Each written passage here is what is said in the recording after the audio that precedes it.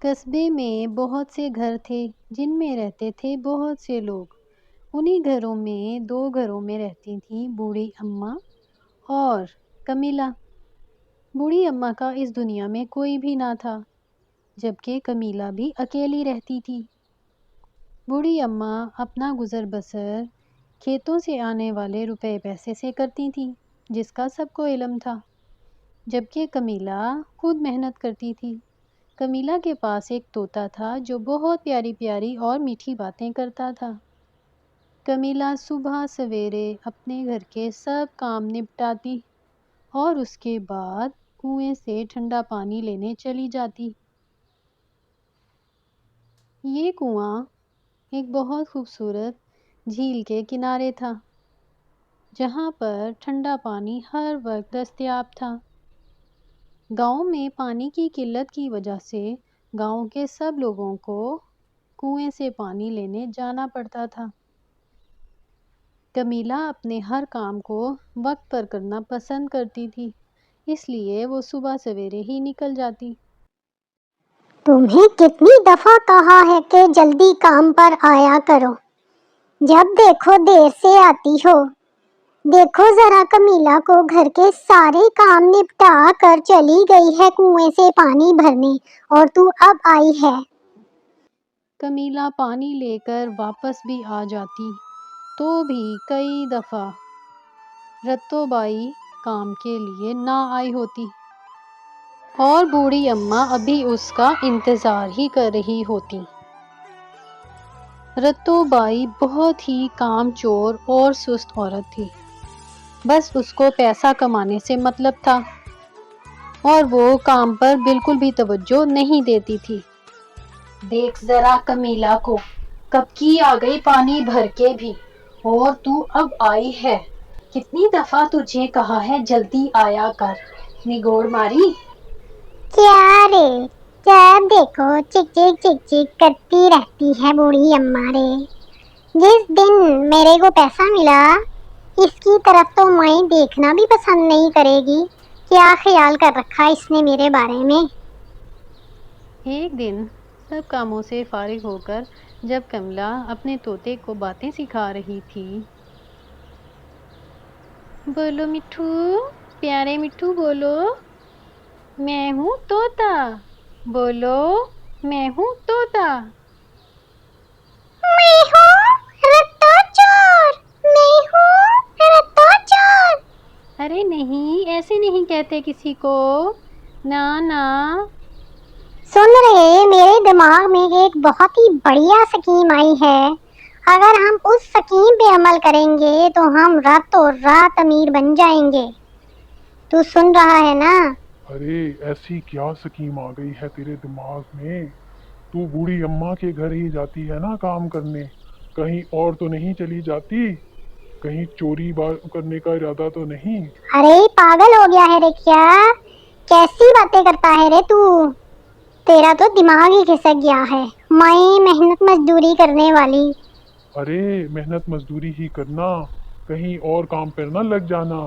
اگر کوئی تو نے چوری چکاری کی تو پولیس بڑے ڈنڈے مارتی ہے۔ تیرے کو کیا پتا رے، اپن کیا سکیم لڑائی؟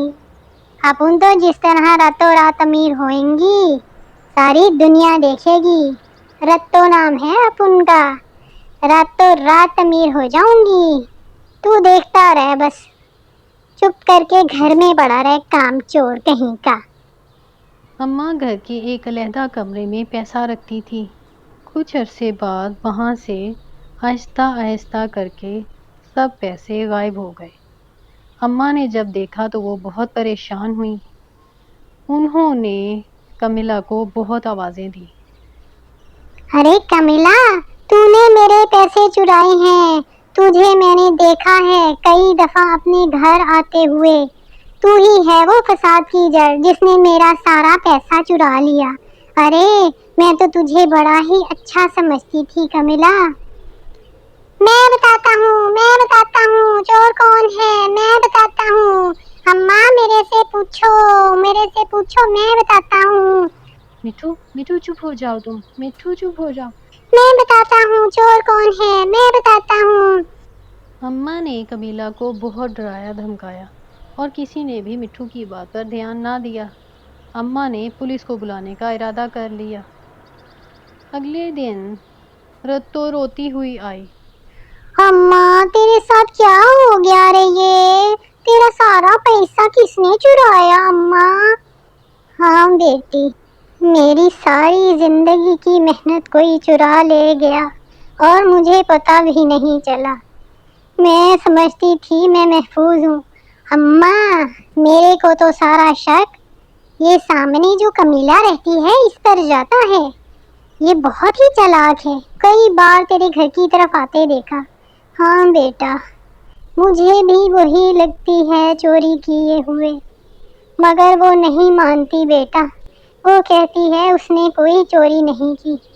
میں بوڑھی عورت کہاں جاؤں پولیس کے پاس، لیکن میں نے پولیس والوں کو بلایا ضرور ہے، وہ آئیں گے تو وہ تفتیش کریں گے۔ ارے نہیں اماں، پولیس کو مت بلائیو، وہ تو بہت ہی برے طریقے سے مارتے ہیں، اور میرا مطلب ہے کہ وہ تو اور پیسے بھی لے لیں گے اماں، جو بچے کچے ہیں تمہارے پاس سارا پیسہ لے جائیں گے تمہارا۔ اماں میری صلاح مانو، اس کو کمیلا کو کہو کہ یہ تمہیں خود سے پیسے دے دے، ورنہ دھمکی لگا دو پولیس کی، مگر اس کو پولیس میں لے کر مت جانا، پولیس والے تو بہت ہی ظالم ہو گئے ہیں اماں۔ دیکھتے ہی دیکھتے رتو بھائی کے گھر میں بکریاں، گائے، بھینسیں اور بہت سے مویشی آ گئے۔ اب تو ان کا رنگ ڈھنگ ہی نرالا ہو گیا تھا۔ کہاں تو وہ رتو بائی جس کے پاس کچھ بھی نہ تھا، اور اب اس نے بہت سی بکریاں پالی تھیں اور ساتھ میں 3 گائے بھی تھیں اس کے پاس، جن کا وہ دودھ بیچتی اور اس سے پیسہ کماتی۔ رتو بائی نے جلد ہی اماں کو کام سے جواب دے دیا کہ اس کے اپنے گھر میں بہت سا کام ہے جو اسے کرنا ہے، اس لیے وہ اب کام پر نہیں آیا کرے، اور اماں کے پیسوں کا بھی کچھ پتہ نہ چلا کہ وہ کہاں گئے۔ ایک رات جب سب سو رہے تھے تب مٹھو نے رتو بائی کو آتے ہوئے دیکھا اور وہ چیخنے لگا۔